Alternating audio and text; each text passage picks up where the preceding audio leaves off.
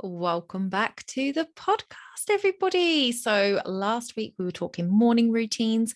This week we are talking about evening routines. Why is it important? Because when you work for yourself, your work-life balance goes out of the window. This week and last week, we're talking about trying to get that balance to come back in line. So join me inside for this week. If you haven't listened to last week's morning routine, then please do take a listen. It doesn't have to be the first one you listen to. It's kind of a chicken and egg thing. It doesn't really matter which way around you listen to them. It's all good in the end. So let's jump into today's show.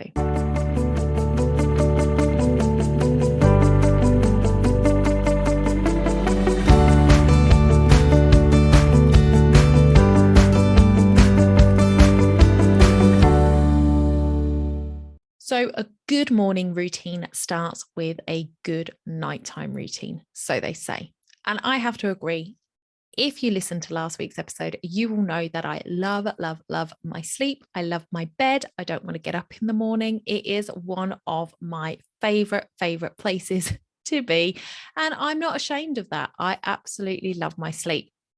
And I have spent quite a lot of time over the last couple of years looking into how my sleep affects the rest of my day, how my energy levels are, and kind of really going deep into what sleep can do for you. And my learning started about a year ago when I attended a webinar hosted by Leora Moffowitz. Now, my apologies, Leora, if I just butchered your surname. I will link her in the show notes. She is a functional medicine health coach, and she held it was a 5-day webinar series in a group where she had different people coming in to talk about sleep, the importance of sleep, how to get your circadian rhythm back on track, things that you can do to help improve how the quality of your sleep and such like. It was really good and really eye-opening. So this is where I learned about your circadian rhythm and your melatonin window and what the importance of those things are.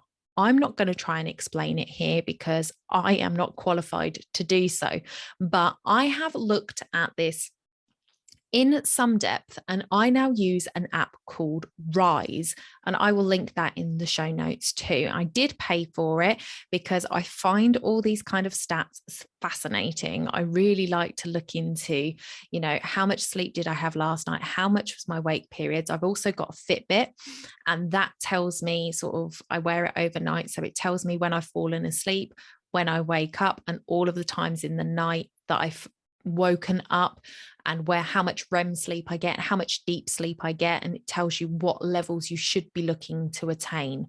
The Rise app takes that sleep, plugs it into its system, and shows you where your highs for the day are going to land and where your dips are going to be. And that's talking about your energy level. So when your energy level is going to be up and you're going to be really productive and ready to take on tasks, and when your energy is dipping and where you might need a little extra help, or you might need to try and plan your day so that during your dip, you're doing less important tasks that aren't going to take much energy from you.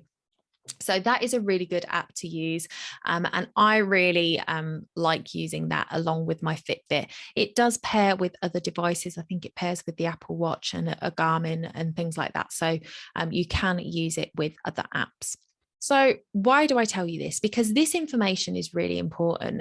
I don't know if you have been hearing lately, but there is so many people out there talking about the importance of sleep for your health. And it's one of those things that, it gets knocked a lot because it's one of those first things to go out the window when you're busy, when you're rushing, when you've got stuff to do. You'll get up earlier, you'll go to bed later, and it's your sleep that suffers. But your sleep is responsible for repairing your body and making those changes. So you lose weight better when you sleep better. Your energy is better when you sleep better. So there is so many benefits to sleeping well. And that is why I think it's important for you to have a good understanding of how you sleep, how much sleep you need, and what that does for your day. Now, you can start just monitoring it on a very paper pen basis. You know, what time did you go to bed? What time did you wake up? How did you feel when you woke up?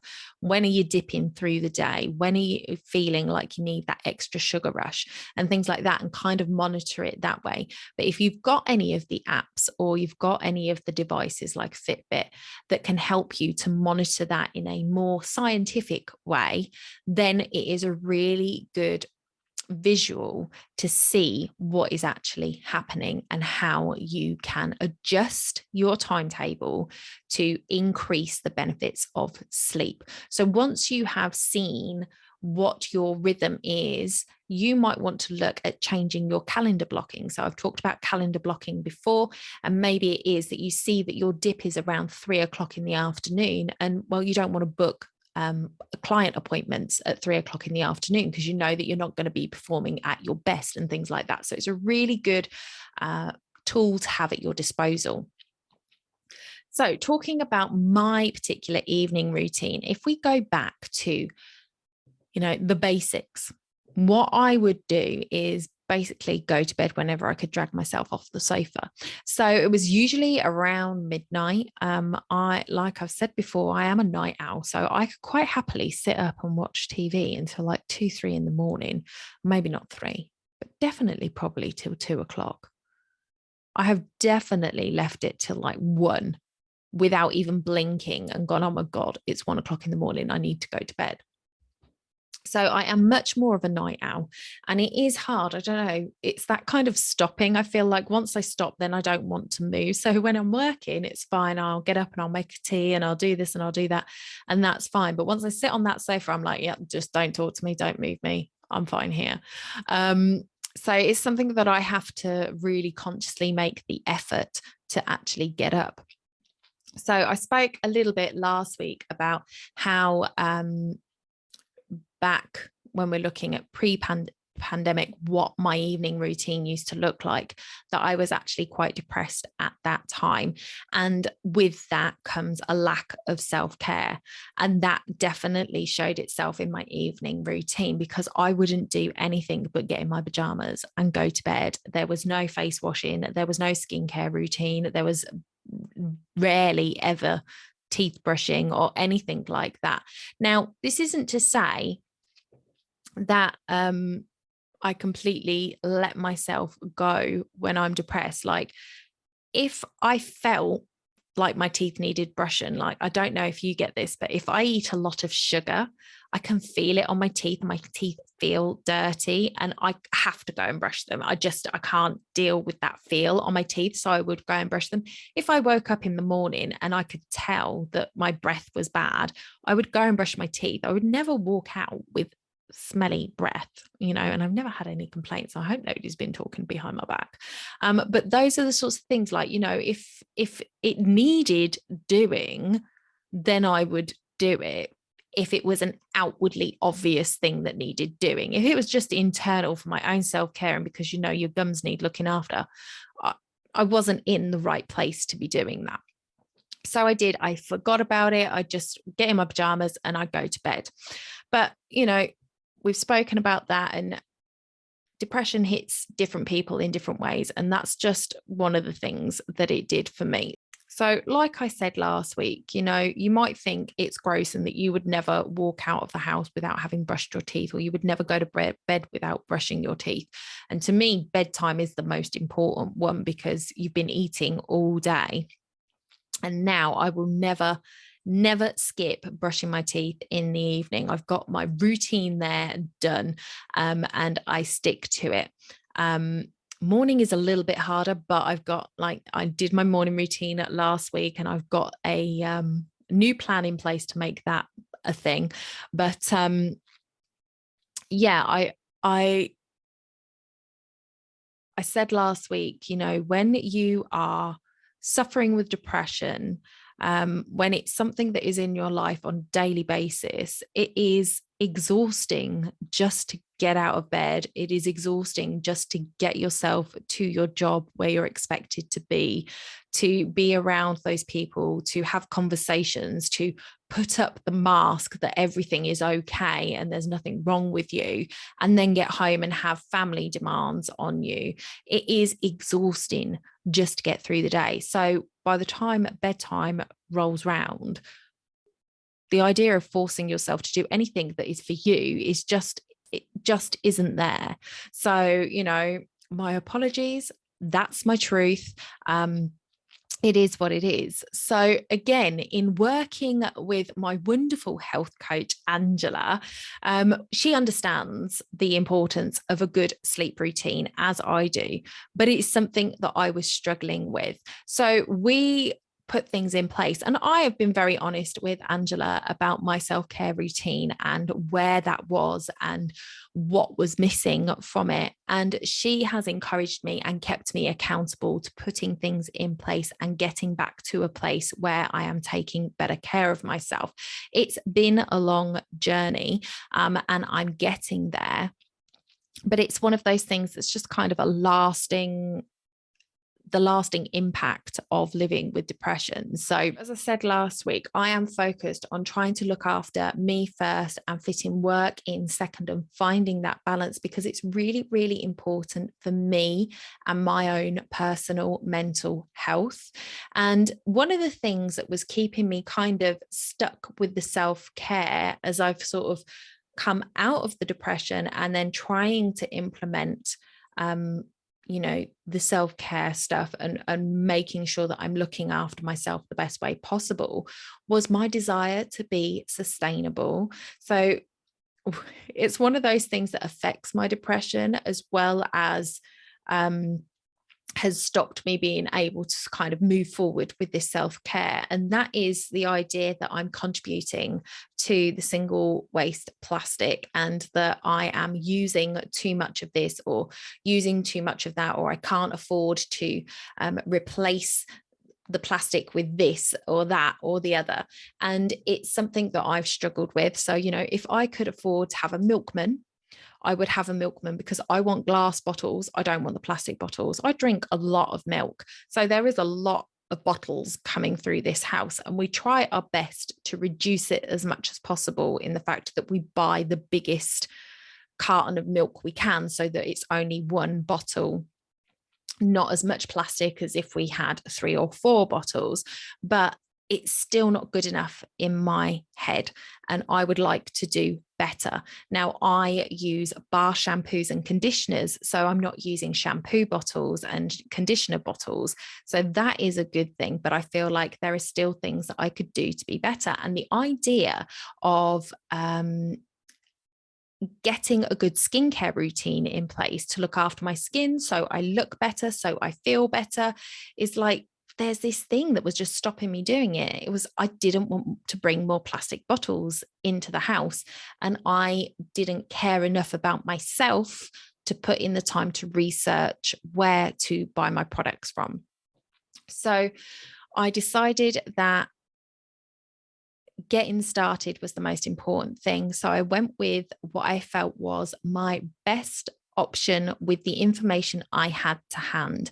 And my cousin works alongside Tropic, and I went to her website because I am all about supporting small businesses and people that are trying to run their own little side hustles.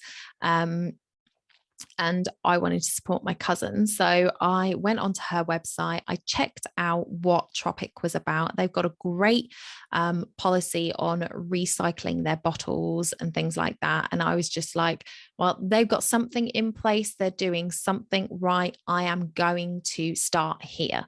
And the way I did that was I just bought one of their basic skincare sets, so that I wasn't sort of buying millions of different products. It's a cleanser, it's a toner, it's a moisturizer, and there's a face mask. And so it's 4 products. The face mask, I believe, is in a glass jar. The other 3 are in plastic bottles. But because of their system of recycling and reusing their bottles, I felt like, okay, this is where I'm going to start. And then if I want to change, if I want to move to a different brand or a different product, and I can find something that fits better for me down the line, I will, but I just wanted to start somewhere. So they also do bamboo face cloths, which I actually love because it is so, so soft. So that is where I'm at. I bought that skincare set. I will link my cousin's website in the show notes. So if you want to go and check out what Tropic are doing, then you can. And of course, you can buy anything from there as well. But I started to implement that skincare routine and I've instantly seen an improvement in my skin. I mean, when you're only using water to clean your face, then definitely by doing what I have done, you're going to find that it's an improvement. So I have done that. I wanted to improve the consistency of the time and my wind down time. Basically, I would work like right up till like 10 p.m. and then just go to bed.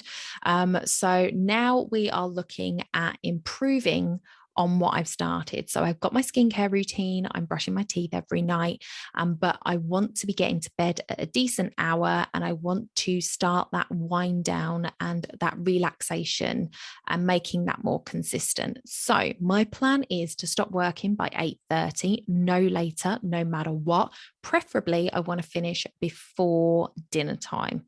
Preferably.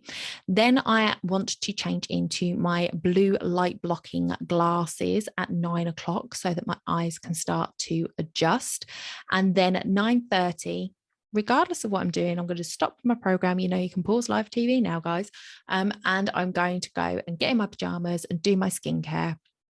And then I want to be getting myself into bed at around 10 o'clock, 10:30, for a little bit of reading time and just to wind down. And then I always listen to a calm sleep story. I absolutely love them. So that is my evening routine plan. I'm going to pair it with my morning routine plan from last week. So if you haven't listened to last week's, go and check it out. I would love to know what your evening routine is like, things that you like, things that you don't, and things that you're planning on improving on. So do come and join us over in the Facebook group, which is facebook.com/groups/WPC UK, and tell us all about your evening routine over there.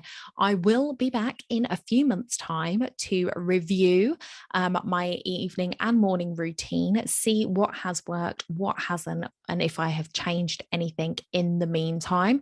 Like I said, I feel like it's really, really important for us to have a good routine set around our evening and our morning. One, so that we can be more productive with our work hours, but two, so that we can find a bit more balance between when we're stopping work and when we are starting work. When it comes to working for ourselves, it is so, so hard to kind of draw that line when you're working from home. So I hope that has sparked some ideas for you. Let me know over in the Facebook group, and I will see you again next week for that fantastic interview with Camilla Fellers-Arnold on exploring your creativity. See you next week. Bye for now.